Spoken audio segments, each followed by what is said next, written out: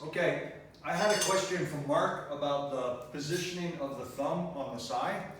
If I understand the question correctly, there is a school of thought that says that we want to use the thumb behind the side so that it can help support the side's motion. If I do a jodan barai, and then I do a jodan uchi, like this, then I agree.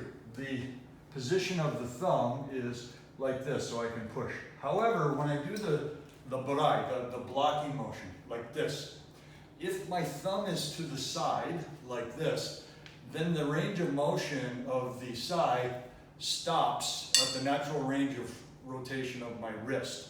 If I turn my thumb here, then I continue the rotation through this way.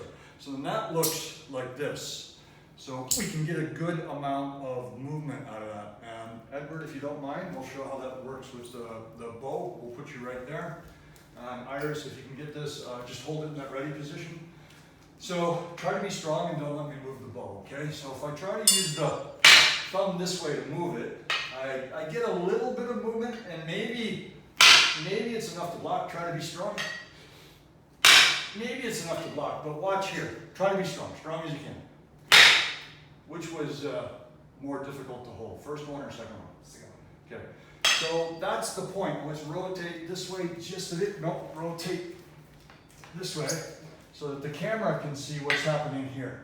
At this point of impact, if I'm here, I really am just relying on the mass of the weapon, maybe a little bit of a push from the body, but my arc of motion stops at that point.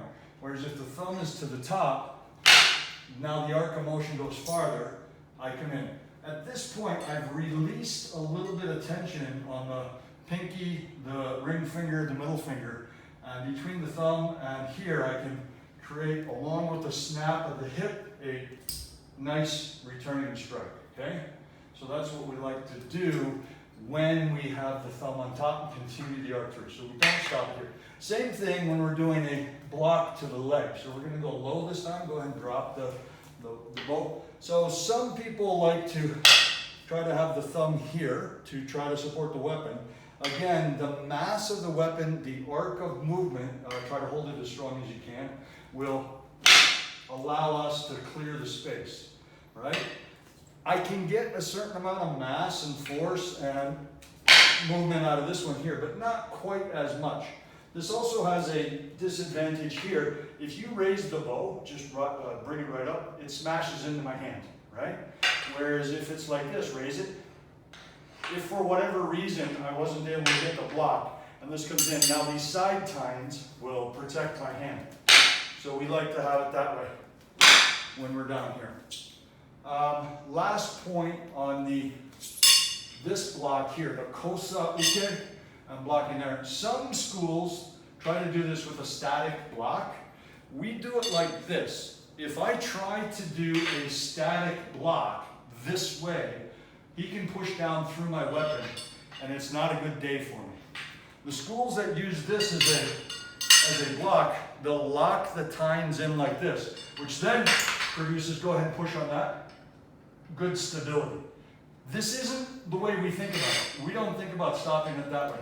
We think about catching the weapon here, so when it comes down, do that overhead strike, please. I catch it in the tine, and then I spill it off. Now, obviously, he's being nice and working with me, right? In the real world, that would come a whole lot faster. So come a little bit quicker, and I just make an arc, and then it can come in this way. And that's how we tend to think about it. So the way we think about it, our intended outcome dictates that we use it this way as opposed to, there we go, this way. So for the folks that do it this way, they can explain how they do it and why they do it a little bit better than I can. But for our way of thinking, it's a intercept, redirect, close the distance, counter strike as a way of thinking. We're not really blocking and then coming around like so. I hope that answers the mail. I'll get this posted and we'll get back to you. If you have any questions, give me a shout. Thanks.